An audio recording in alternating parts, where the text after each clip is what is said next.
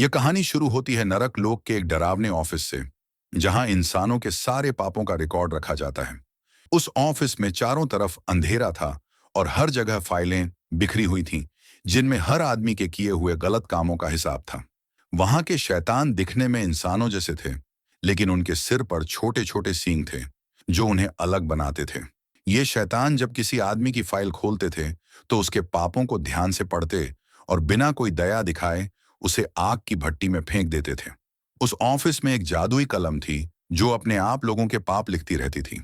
ये कलम नरक के राजा लूसीफर के पास थी और वही इसे चलाता था। लेकिन यह कलम हमेशा नहीं चल सकती थी। समय के साथ ही ये घिस जाती थी और खत्म हो जाती थी। इसीलिए हर ऑफिस में नई कलम भेजनी पड़ती थी। लूसीफर ने हर शहर के नीचे एक ऑफिस बनाया था और वह जादुई आईने से उन सभी ऑफिसों पर नजर रखता था। एक दिन उसे पता चला कि एक ऑफिस की कलम खत्म हो गई है। यह जानकर वह बहुत परेशान हो गया, क्योंकि उसे तुरंत नई कलम भेजनी थी। इस काम के लिए उसने अपने बेटे बोनीफेस को बुलाया। बोनीफेस बाकी शैतानों से अलग था। वह जादू में विश्वास नहीं करता था, बल्कि विज्ञान को मानता था। वह नए नए उपकरण बनाता रहता था। यह बात लूसीफर को पसंद नहीं थी, लेकिन इस बार उसके पास कोई और रास्ता नहीं था। उसने बोनीफेस को नई जादुई कलम लेकर इंसानों की दुनिया में भेजा।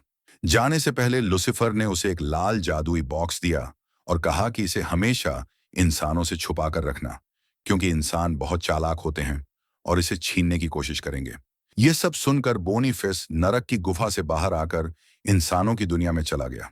अब कहानी का सीन बदलता है और हम मिलते हैं स्लिम नाम के एक आलसी और नटखट दर्जी से। स्लिम ने दर्जी का काम छोड़ दिया था, क्योंकि उसे सिलाई में कोई दिलचस्पी नहीं थी। जब भी कोई ग्राहक उसके पास कपड़े सिलवाने आता, तो वह तरह तरह के बहाने बनाकर उसे लौटा देता था, ताकि काम से बच सके। लेकिन सच तो यह था कि स्लिम का ध्यान सिलाई से ज्यादा खजाने की तलाश में था। उसके पास एक पुराना नक्शा था, जिसमें कई जगहों पर निशान बने हुए थे। इसी नक्शे के सहारे वह जंगल में एक गुफा के अंदर गया और वहां चुंबक की मदद से सोना खोजने की कोशिश करने लगा। लेकिन उसकी किस्मत खराब थी। उसे सोने के बजाय सिर्फ एक पुरानी घोड़े की नाल मिली। यह देखकर वह बहुत निराश हुआ और गुफा से बाहर आ गया। इसके बाद वह सीधे एक पब में चला गया, जहां उसे मार्गरेटा नाम की लड़की पसंद थी। मार्गरेटा उस पब के मालिक की बेटी थी और सभी उसे पसंद करते थे। वह हमेशा एक राजकुमार से शादी करने का सपना देखती थी और इसलिए सबके प्रपोजल को ठुकरा देती थी। स्लिम इस पब में इसलिए भी आता था, क्योंकि मार्गरेटा उसे मुफ्त में शराब पिला देती थी। हर बार वह उसे यही बहाना देता कि उसके पास खाने के पैसे नहीं हैं, लेकिन जब वह खजाना ढूंढ लेगा तो सारे पैसे चुका देगा। पब का मालिक आंद्रेज बहुत सख्त था और जब भी वह स्लिम को देखता, उसकी जमकर डांट करता और पब से निकाल देता। फिर भी स्लिम हार नहीं मानता था। उस दिन जब उसे मुफ्त शराब नहीं मिली, तो उसने चोरी छुपे एक बियर की बोतल चुराई और फिर सोने की तलाश में एक झोपड़ी की ओर चल दिया। जैसे ही स्लिम उस पुरानी झोपड़ी के अंदर गया, उसकी नजर एक अनजाने आदमी पर पड़ी, जो पहले से ही वहां सोया हुआ था। झोपड़ी में अंधेरा था और उस अजनबी की परछाई कुछ अजीब सी लग रही थी, जिससे स्लिम घबरा गया। लेकिन तभी वो शख्स उठता है और बड़ी ही शांत आवाज में कहता है, डरने की जरूरत नहीं दोस्त, मैं एक शैतान हूं और हाँ, मेरे सिर पर सींग भी हैं। ये सुनकर स्लिम की आंखें चौड़ी हो जाती हैं और वह गौर से देखता है। सच में उस अजनबी के सिर पर छोटे छोटे सींग थे, मगर डरने की जगह लालची स्लिम फौरन पूछ बैठता है, अगर तुम शैतान हो तो बताओ, यहाँ कहीं खजाना छिपा है क्या? शैतान, जिसका नाम बोनीफेस था, हल्की मुस्कान के साथ जवाब देता है, मुझे खजाना ढूंढने वाला जादू नहीं आता, लेकिन मैं तुम्हारे लिए एक गर्म कोट जरूर बना सकता हूँ। यह सुनकर स्लिम हैरान रह जाता है। फिर बोनीफेस अपना लाल जादुई बॉक्स खोलता है, जिसमें से एक जादुई सुई निकलती है। उस सुई से वह चंद मिनटों में स्लिम के लिए शानदार गर्म कोट सिल देता है। स्लिम इस जादू को देखकर दंग रह जाता है, लेकिन बात यहीं खत्म नहीं होती। इसके बाद बोनीफेस अपने जादुई बॉक्स से एक जादुई तौलिया निकालता है और जैसे ही वह तौलिया हवा में घुमाता है, ढेर सारा गर्मा गर्म खाना सामने आ जाता है। इतनी मजेदार और सुगंध भरी थाल देखकर स्लिम की आंखें चमक उठती हैं। अब वह पूरी तरह से बोनीफेस की जादुई शक्तियों से प्रभावित हो चुका था। लेकिन जैसे जैसे उसका पेट भरता है, उसका लालच भी बढ़ने लगता है। वह फौरन पूछता है, क्या तुम पैसों की बारिश भी कर सकते हो? बोनीफेस बिना कुछ सोचे एक जादुई पर्स निकालता है और उसमें से एक चमकता हुआ सोने का सिक्का निकालकर स्लिम को दे देता है। स्लिम उस सिक्के को हाथ में लेकर बड़े गौर से देखता है और उसके मन में एक खतरनाक योजना बनने लगती है। वह सोचता है, अगर ये पूरा जादुई बॉक्स ही मेरे पास आ जाए तो मैं तो सीधा अमीर बन जाऊंगा। अपने इस इरादे को छिपाते हुए स्लिम चालाकी से बोनीफेस को शराब पिलाना शुरू कर देता है। बोनीफेस को जरा भी अंदाजा नहीं होता कि स्लिम की यह मेहमान नवाजी असल में एक जाल है। जैसे ही बोनीफेस नशे में झूमकर बेहोश होकर गिरता है, स्लिम बिना देर किए उसका पूरा सामान और वह कीमती जादुई बॉक्स उठाकर अंधेरे में चुपचाप भाग जाता है। सुबह की पहली रोशनी के साथ जैसे ही बोनीफेस की आंखें खुली, उसने देखा कि उसके पास से सारा सामान गायब हो चुका था। उसका लाल जादुई बॉक्स, जादुई पर्स और सबसे जरूरी उसकी टोपी, सब कुछ गायब था। एक पल में ही उसे समझ आ गया कि स्लिम ने उसे धोखा दिया है। लेकिन सिर्फ सामान चोरी होना ही समस्या नहीं थी। सबसे बड़ा झटका उसे तब लगा जब उसे याद आया कि जादुई कलम उसी टोपी में छिपी हुई थी और अब वो भी चली गई थी। उस कलम के बिना बोनीफेस अपनी जिम्मेदारी पूरी नहीं कर सकता था। उसे नरक के उस ऑफिस तक कलम पहुंचानी थी, वरना वहां के सारे पापों का हिसाब रुक जाता। वह परेशान हो गया, लेकिन हार मानना उसके बस की बात नहीं थी। उसने तुरंत एक योजना बनाई। उसी दिन वह शहर के एक पब में गया, जहां उसकी नजर एक मुर्गी के पंख पर पड़ी, जो देखने में जादुई कलम जैसा ही लग रहा था।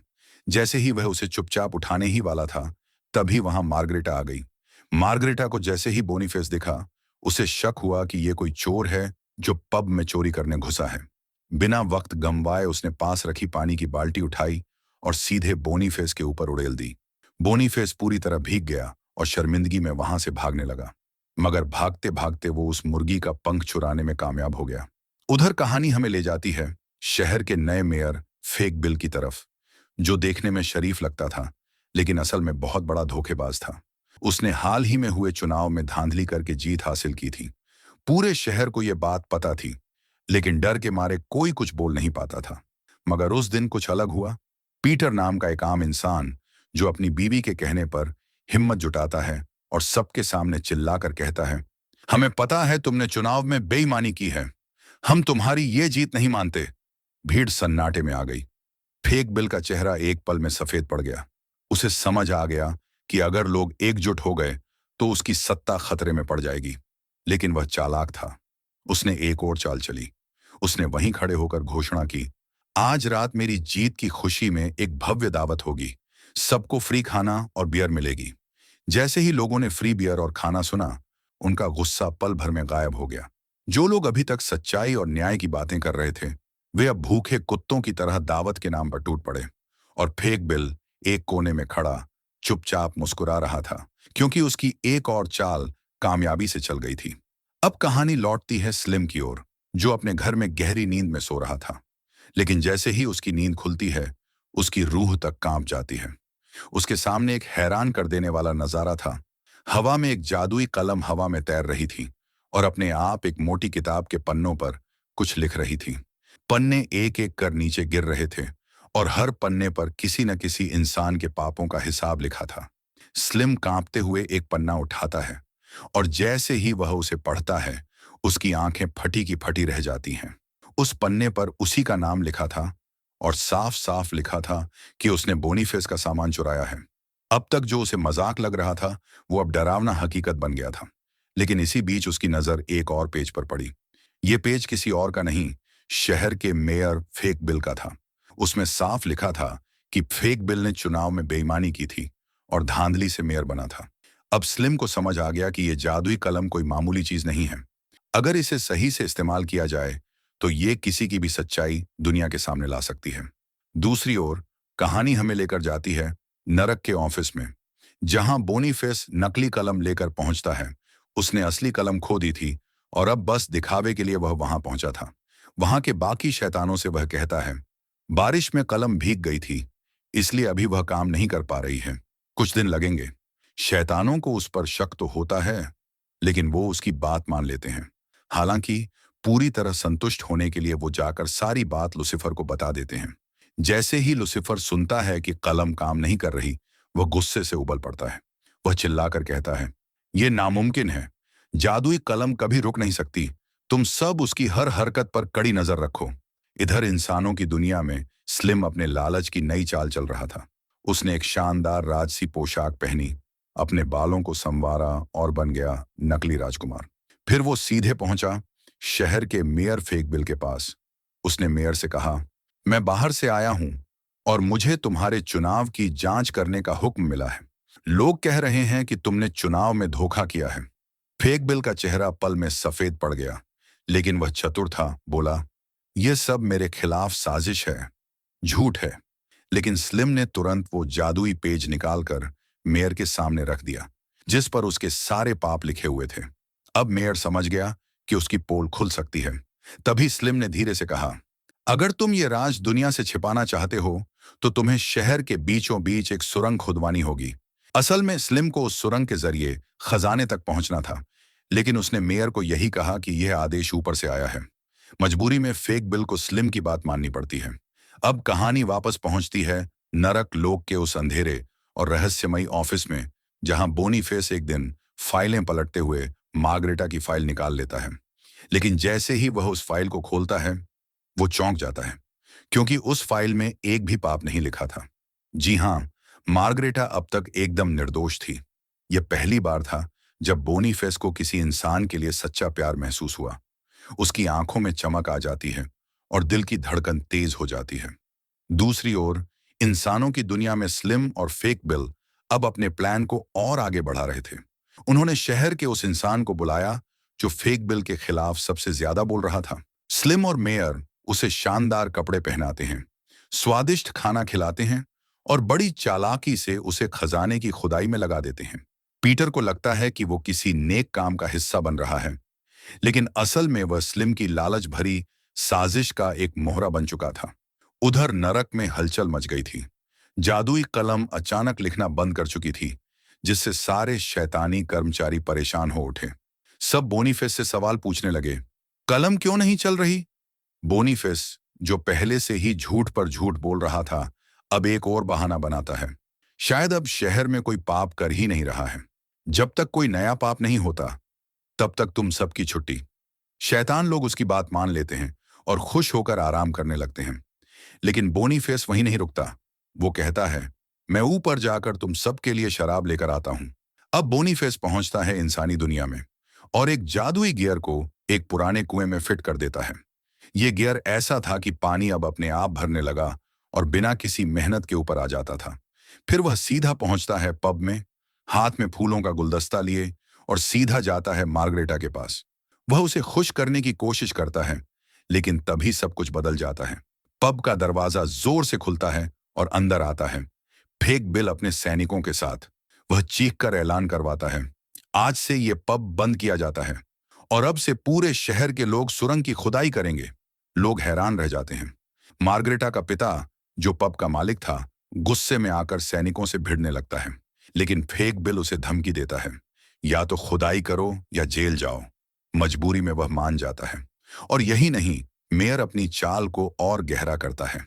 वह मार्गरेटा को एक गुलाब का फूल देता है और कहता है, राजकुमार ने आपको अपने महल में बुलाया है। यानी कि स्लिम, जो अब नकली राजकुमार बना हुआ था। इसके बाद जैसे ही पब बंद किया जाता है, नरक लोक के सारे शैतानी कर्मचारी, जो बोनीफेस का इंतजार करते करते बोर हो चुके थे, अब इंसानी दुनिया में पहुंच जाते हैं और पब में घुसकर जमकर शराब पीने लगते हैं। अब नरक और इंसान दोनों की दुनिया का संतुलन बिगड़ने लगा था। दूसरी ओर जब मार्गरेटा महल में पहुंचती है और स्लिम से आमने सामने होती है, तो वो गुस्से से आगबूला हो जाती है। उसने पहले ही समझ लिया था कि यह सब एक बड़ी साजिश है। वो बिना समय घंवाए गुस्से में खाने की प्लेट उठाकर फेंक देती है और कहती है, मुझे बेवकूफ समझा है क्या? स्लिम बेचारा उसे मनाने की कोशिश करता है, लेकिन मार्गरेटा बिल्कुल नहीं सुनती। उसके चेहरे से साफ पता चलता है कि अब वो किसी भी झूठ को बर्दाश्त नहीं करने वाली। उधर शहर के लोग फेकबिल के डर से एक सुरंग की खुदाई कर रहे थे। सबके चेहरों पर थकान और बेबसी साफ दिखाई दे रही थी। इस दौरान नरकलोक में बोनीफेस अपनी खोई हुई जादुई शक्तियां वापस पाने की कोशिश करता है, लेकिन बार बार असफल हो जाता है। वह परेशान होकर सोचता है, क्या मैं हमेशा के लिए अपनी ताकत खो चुका हूं? तभी अचानक लुसिफर, नरक का सबसे ताकतवर शैतान, एक जादुई आईने से ऑफिस का हाल देखने की कोशिश करता है। लेकिन जैसे ही वह आईने में झांकता है, उसका चेहरा गुस्से से लाल हो जाता है। ऑफिस खाली पड़ा था। न कोई कर्मचारी, न कोई आदेशपाल, सब गायब। अब लुसिफर समझ गया था, कोई बहुत बड़ी गड़बड़ हो चुकी है और इस बार वह खुद नीचे धरती पर आने का फैसला करता है। दूसरी ओर खुदाई करते करते पीटर को जमीन के अंदर एक छिपा हुआ दरवाजा मिलता है। जब वह उसे खोलता है तो हैरानी में उसकी आंखें फटी रह जाती हैं। सामने था नरक लोक का असली ऑफिस। वह तुरंत जाकर यह बात स्लिम और फेक बिल को बताता है। जैसे ही वे नरक लोक का ऑफिस देखते हैं, उनके चेहरे लालच से चमकने लगते हैं। वे वहां रखा सारा जादुई सामान, जैसे कि कागज, स्याही, किताबें और जादुई पर्स, महल में पहुंचा देते हैं। इतना ही नहीं, उन्होंने शैतानों के कवच और हथियार भी चुराकर महल में छिपा लिए। उधर जैसे ही लुसिफर धरती पर पहुंचता है, वह सीधा पब में घुसता है और जैसे ही शैतानों को शराब पीते देखता है, उसका गुस्सा 7वें आसमान पर पहुंच जाता है। वो चीखता है, तुम सब नालायक हो।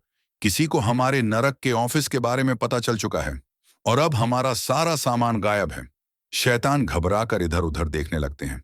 अब खबर जैसे ही स्लिम तक पहुंचती है कि लुसिफर अपनी पूरी शैतानी सेना के साथ हमला करने वाला है, वह भी पीछे नहीं हटता।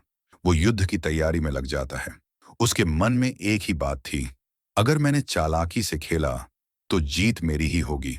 दूसरी ओर बोनीफेस ने फैसला कर लिया था, वो किसी भी कीमत पर मार्गरेटा को बचाएगा। वह चुपचाप महल में दाखिल होता है और जैसे ही मार्गरेटा उसे देखती है, वो अपने दिल की बात रोक नहीं पाती। उसकी आंखों में आंसू होते हैं और वो कहती है, बोनीफेस, मैं तुमसे बहुत प्यार करती हूं, चाहे तुम जो भी हो। यह सुनकर बोनीफेस का दिल पिघल जाता है। वो भी सच कबूल करता है, मैं असल में नरक से आया एक शैतान हूं, लेकिन मेरा दिल अब इंसान बन चुका है।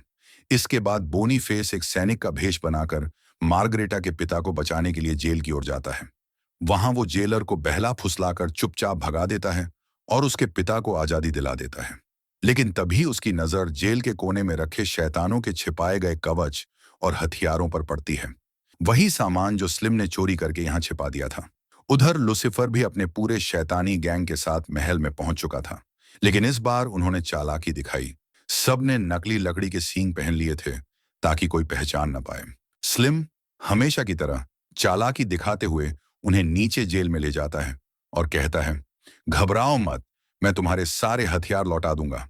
लेकिन तभी लुसिफर की नजर उस जादुई कलम पर पड़ जाती है जो स्लिम के कब्जे में थी।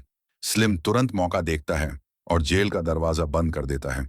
शैतानों को भीतर बंद करके खुद भाग निकलता है।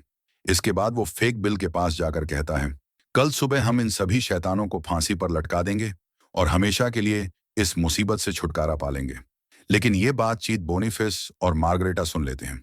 वे समझ जाते हैं कि अब मामला बहुत ज्यादा बिगड़ चुका है। जब स्लिम को इस बात की भनक लगती है तो वो बोनीफेस को पकड़कर दोबारा जेल में डाल देता है। इस बार उसने बोनीफेस को अच्छी तरह जकड़ लिया था, लेकिन इस बार बोनीफेस चुप नहीं बैठता। वह गहरी सांस लेकर एक जादुई मंत्र बोलता है और उसी पल उसका खोया हुआ जादू लौट आता है। बोनीफेस की आंखों में चमक लौट आती है।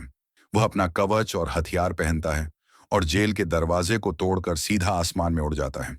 उधर स्लिम अपनी असली घिनौनी चाल दिखाते हुए मार्गरेटा को धमकी देता है, अगर तुमने मुझसे शादी करने से इनकार किया तो तुम्हारे पिता भी शैतानों के साथ फांसी पर लटकाए जाएंगे। ये सुनकर मार्गरेटा का दिल टूट जाता है। वो गहरी उलझन और दुख में डूब जाती है। अगले दिन शहर में डर और सन्नाटा फैला हुआ था, क्योंकि स्लिम और मेयर फेक बिल शैतानों को फांसी देने की तैयारी कर चुके थे। लेकिन ठीक उसी वक्त बोनीफेस वहां आ धमकता है और अपने साथ सभी शैतानों के कवच और जादुई हथियार भी लेकर आता है। जैसे ही शैतानों को अपनी ताकत वापस मिलती है, वे अपनी असली शक्ति का प्रदर्शन करते हैं, जिससे पूरा माहौल कांप उठता है। स्लिम और मेयर भागने की कोशिश करते हैं, लेकिन लुसिफर उन्हें पकड़कर सीधा नरक ले जाता है। इसके बाद बोनीफेस को जादुई कलम भी वापस मिल जाती है और कुछ दिनों बाद उसकी और मार्गरेटा की शादी पूरे शहर की मौजूदगी में धूमधाम से होती है। यह जश्न न सिर्फ प्यार की जीत का प्रतीक बनता है, बल्कि बुराई पर अच्छाई की एक शानदार मिसाल भी। और इसी के साथ ये फिल्म खत्म हो जाती है।